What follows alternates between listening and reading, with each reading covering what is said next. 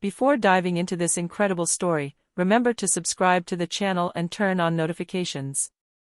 Here, every story has something to say, and you won't want to miss a single one. In the quiet town of Springfield, Carmichael Motors was renowned for its luxury cars and top-notch service. John Carmichael, its owner, was a haughty-looking white man convinced that his status and wealth gave him the right to judge and control everything that happened around him. His arrogance was notorious throughout the town, and few dared to contradict him. That morning, an elderly black man, Harold Jefferson, entered the dealership.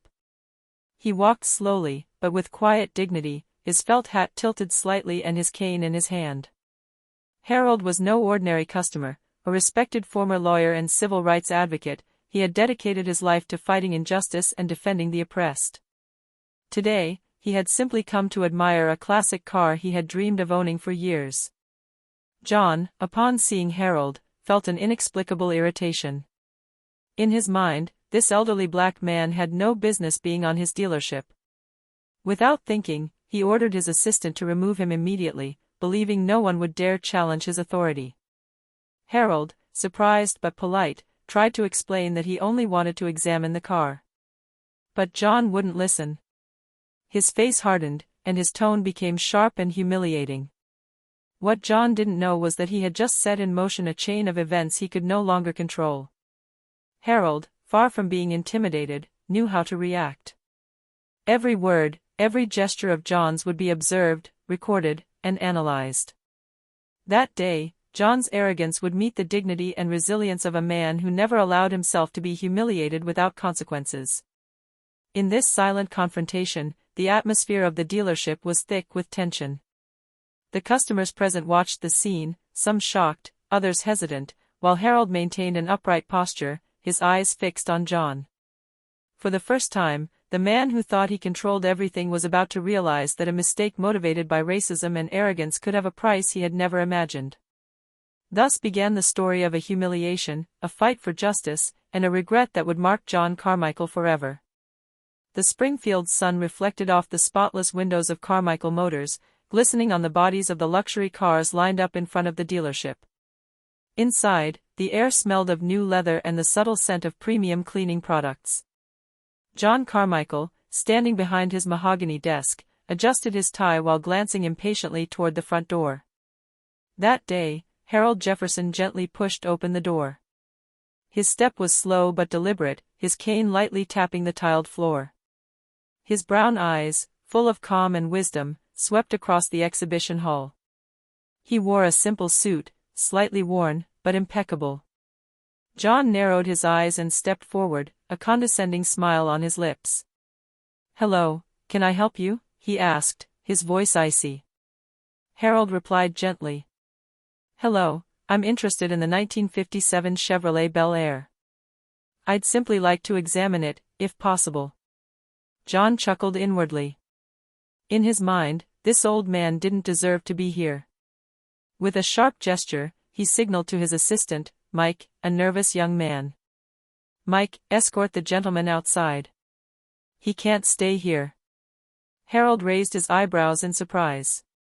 "Excuse me? I haven't done anything wrong. I just want to look at the car." But John wouldn't listen. His voice became firmer. "I told you to leave. Now." The customers in the dealership began to whisper. Some exchanged worried glances, while others stopped to observe the scene. Harold, despite the pressure, didn't move. He remained straight, dignified, his gaze fixed on John.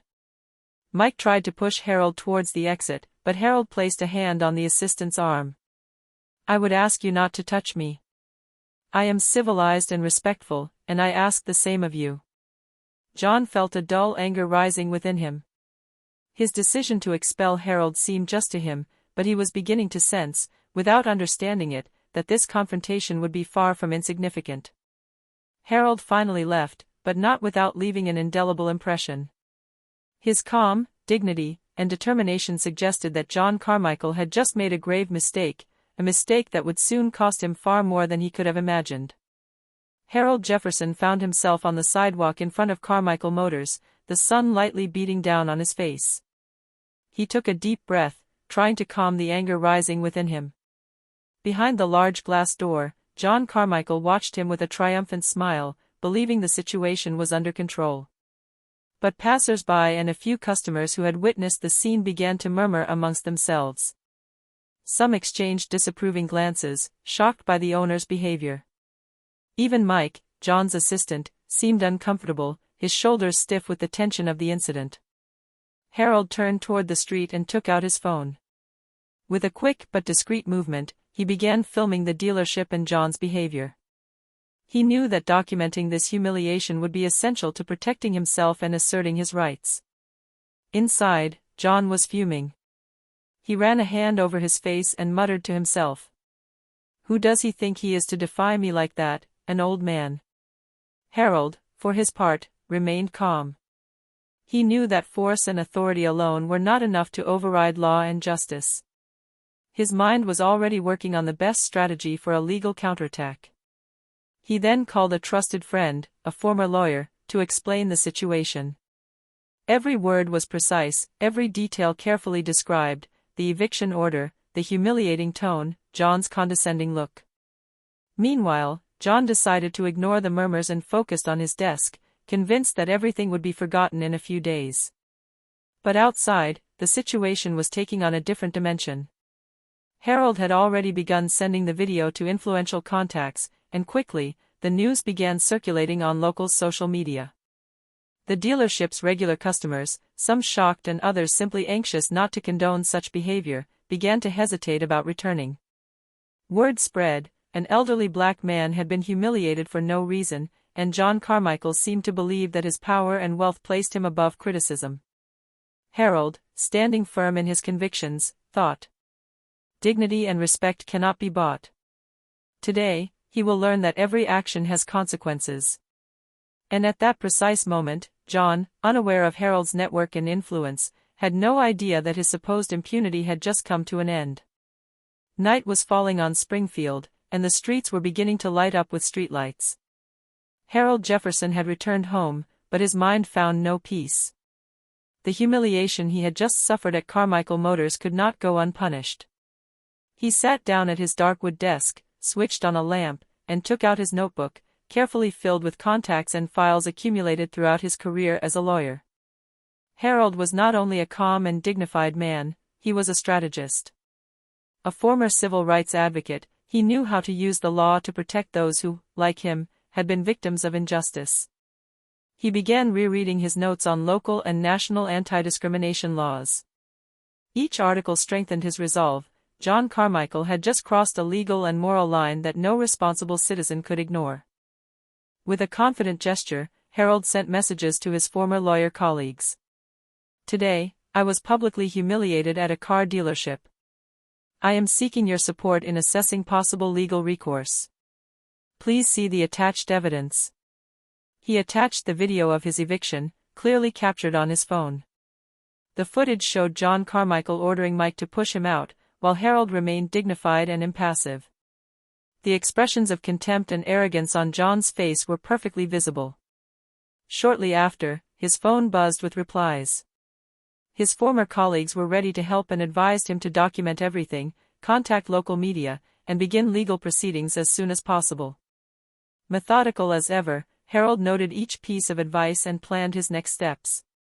Meanwhile, John Carmichael, unaware of the impending retaliation, savored an illusory victory. He thought to himself, "No one will dare to challenge me, he was just an old man. It will all be forgotten tomorrow." But Harold knew that the fight had only just begun. His strategy was clear: expose the injustice, defend his dignity, and remind John that discrimination always comes at a price. As he went to bed that night, Harold was thinking calmly. He thinks his wealth and arrogance protect him, tomorrow he will discover how wrong he was. Thus was set the stage for the legal and social confrontation that would soon shake the reputation of Carmichael Motors and change John Carmichael's life forever. The next morning, John Carmichael arrived at Carmichael Motors with his usual confidence. But as soon as he stepped through the door, he sensed an unusual unease in the air. Several customers, seated in the waiting room, were giving him hesitant and suspicious glances. The employees were whispering amongst themselves, stealing furtive looks at their boss. John frowned and asked Mike, "What's going on here? Why this air?" Mike, visibly nervous, lowered his eyes. "Sir, it's about yesterday's video, it's already circulating on social media." John felt his stomach clench. He tried to regain his composure. Social media? Who would have shared that? He's just an old man. But Mike shook his head. "No, sir, it's more than that. The local newspapers have picked it up, and some clients have started canceling their appointments." John swallowed hard. He had never imagined that his impulsive and arrogant act could have such an effect. In his office, he turned on his computer and searched for the video. The footage showed Harold Jefferson, calm and dignified, while John condescendingly ordered his expulsion. The online comments were scathing, accusations of racism, calls for a boycott, and harsh criticism of his behavior. Meanwhile, Harold remained in control of the situation. He had contacted several local newspapers and given his side of the story. His goal was not revenge, but justice.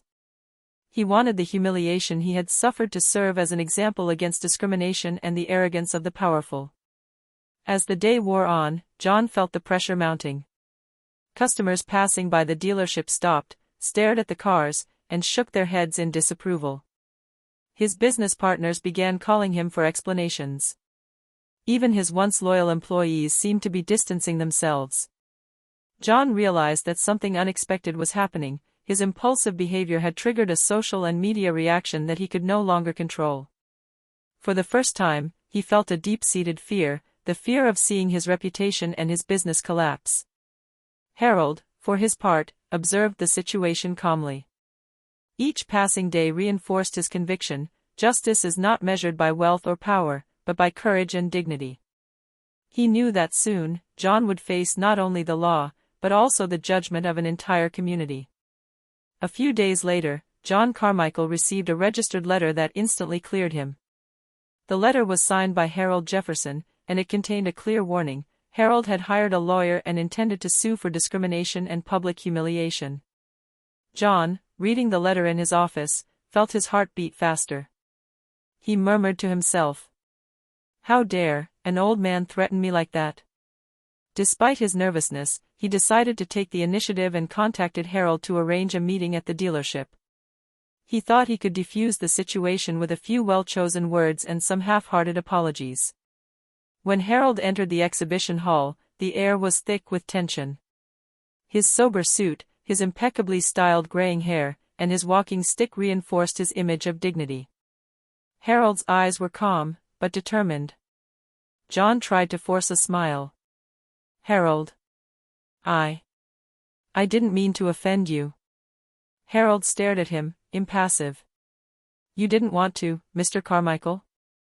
Yet you publicly humiliated me yesterday. You ordered your assistant to push me out simply because of the color of my skin." John stammered, trying to find an excuse.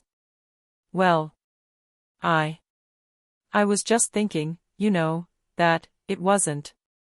Harold interrupted him firmly. "I'm not here to listen to empty excuses. I'm here for justice to be served. You've crossed a line, and your actions have consequences." John felt for the first time that his power and wealth were no longer enough. Harold continued, "I have documented everything that has happened. I have contacted the press and my former lawyer colleagues. If you do not cooperate now, the situation will only worsen for you." John's arrogance was beginning to crack.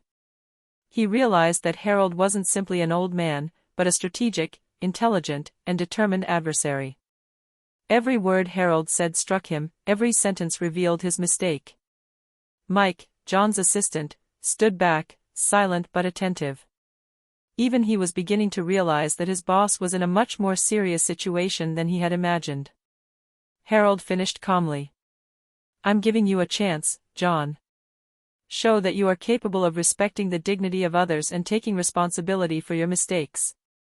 Otherwise, the law and the public will take care of it." John remained silent, aware that his belated apologies would not be enough to repair the humiliation he had caused. For the first time, he understood that his prejudices and arrogance had led him down a path from which he could no longer easily escape. The days that followed were a true nightmare for John Carmichael. Harold's letter had triggered a chain reaction. The lawyers contacted by Harold initiated legal proceedings, and the local press, already alerted, began to follow the case closely. Articles quickly highlighted John's discriminatory behavior and blatant arrogance. In his office, John scanned the articles, growing paler and paler. The words seemed to sting: racial discrimination, public humiliation, arrogant boss. Each sentence reinforced her feeling of losing control. Mike, his assistant, entered cautiously. "Sir, some partners are considering suspending their contracts. They fear being associated with this affair." John clenched his fists. His pride and reputation, which he believed to be unshakable, were beginning to crumble. He tried to rationalize the situation. "It's just an incident, everyone will soon forget about it."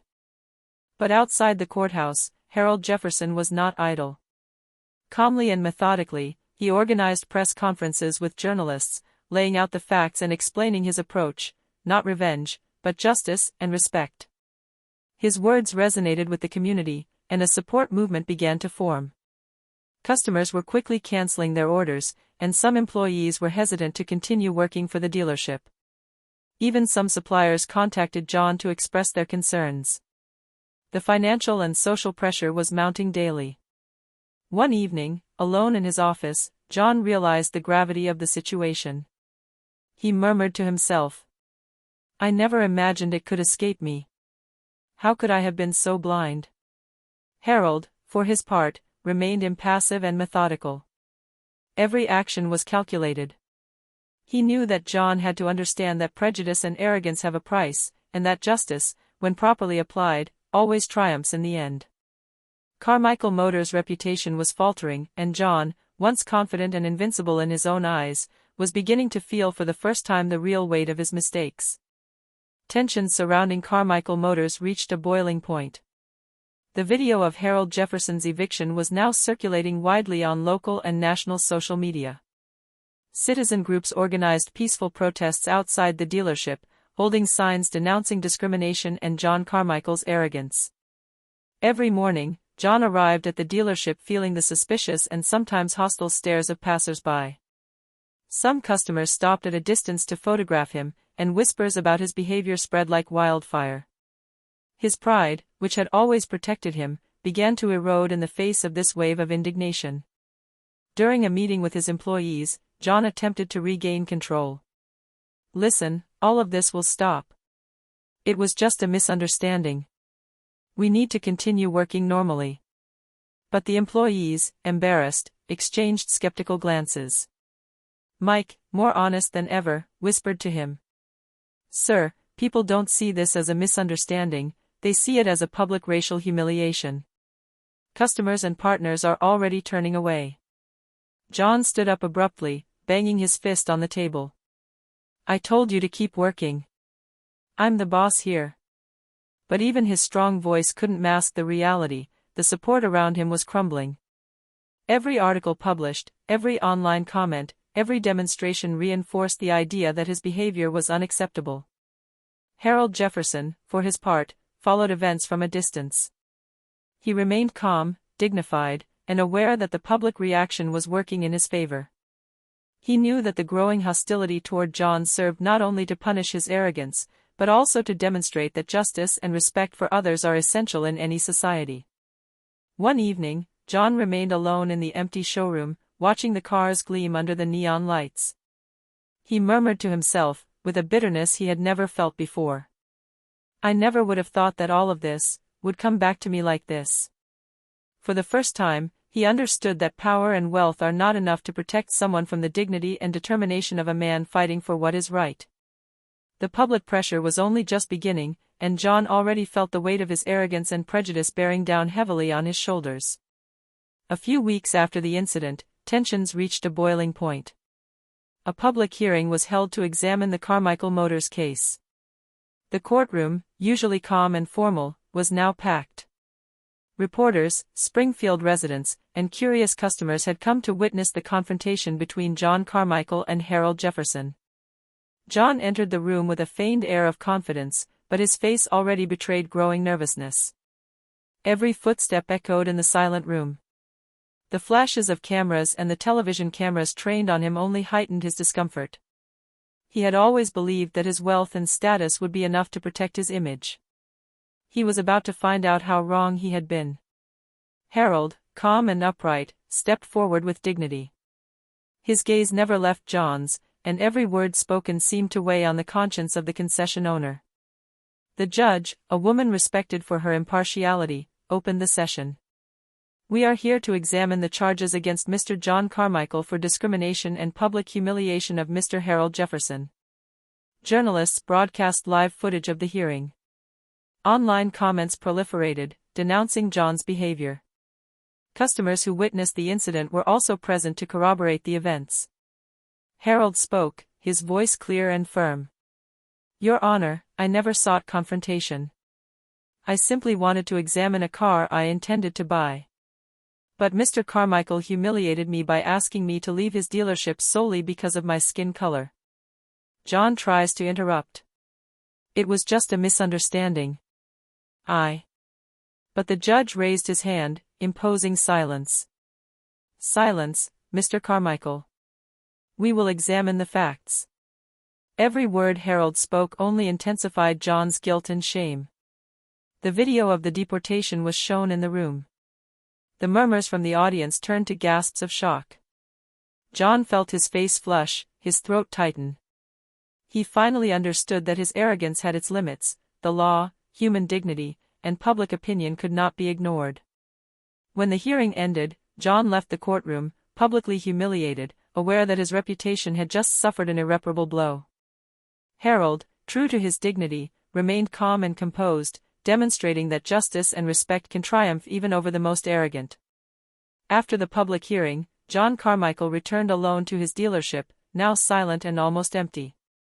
Loyal customers had deserted him, some business partners had broken their contracts, and even his employees seemed distrustful. The atmosphere, once lively and prosperous, had become heavy and gloomy. Sitting behind his desk, John ran his hands over his face, finally realizing the magnitude of his mistakes. The confrontation with Harold Jefferson and the public backlash had shattered his illusion of control and invincibility. He murmured to himself, with a mixture of bitterness and shame. "How could I have been so blind, so arrogant?" Mike entered the office timidly. "Sir. I think that, perhaps, it's time to offer a genuine apology. Not just to Harold, but to everyone." John nodded slowly, aware that this gesture wouldn't fix everything, but that it was necessary. He then wrote a public letter of apology, as sincere as possible, addressed to Harold Jefferson, the customers, and the community. "I acknowledge my mistakes and the humiliation I have caused. My conduct was unacceptable and I pledge to change and respect every individual, regardless of their skin color or age." Nevertheless, the shadow of shame hung over him. He knew that his words would not be enough to erase the public humiliation or restore his reputation, but it was a first step towards redemption. Harold Jefferson, true to his dignity and wisdom, calmly accepted John's apology. He simply replied, "I am not seeking revenge, only justice and respect. May this incident serve as a reminder to everyone of the importance of treating everyone with dignity." John, alone in his office, felt a dull ache. This was the price of his arrogance and racism. He finally understood that every action has consequences and that human dignity can never be violated with impunity. For the first time, he felt truly humble and aware of the impact of his actions. In the weeks that followed, Springfield talked of nothing but the Carmichael Motors affair. The dealership, once a symbol of luxury and power, now bore the public mark of arrogance and injustice. John Carmichael, still haunted by the humiliation and financial losses, tried to figure out how to right his wrongs. Harold Jefferson, for his part, continued his life with dignity. He had never sought to humiliate John for his own amusement. His sole intention had been to defend his rights and to remind everyone of the importance of justice and respect.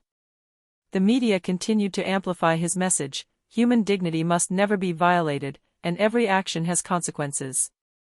John, sitting in the deserted office of his dealership, finally realized the value of what he had lost: his reputation, the respect of his employees, the trust of his customers. He replayed every word spoken, every gesture of arrogance and prejudice, and a profound regret overwhelmed him. One morning, he picked up his phone and called Harold. His voice was trembling, but he wanted to be sincere. "Harold, I want you to know that I finally understand the magnitude of my mistakes. I am deeply sorry for everything I put you through." Harold calmly replied, "Mr. Carmichael, an apology is a first step. But remember, respect is not demanded, it is earned. May this lesson guide you in all your actions from now on." John felt the truth of those words sink into his mind. It was not just a lesson for him, but for all those who believe that power or money can replace dignity and respect. Over time, John slowly began to change. He hired his staff to participate in respect and diversity training, modified his management methods, and sought to repair his reputation. It wasn't easy, and some clients and partners remained wary, but he had grasped a crucial truth: arrogance and racism never lead to anything good. Harold Jefferson, for his part, remained a symbol of courage and dignity for the community. His patience, intelligence, and determination had allowed justice to prevail, not through vengeance, but through truth and respect. Thus ended the story of Carmichael Motors, not only as a tale of humiliation and racism, but as a powerful example of justice, resilience, and lessons learned through regret and dignity.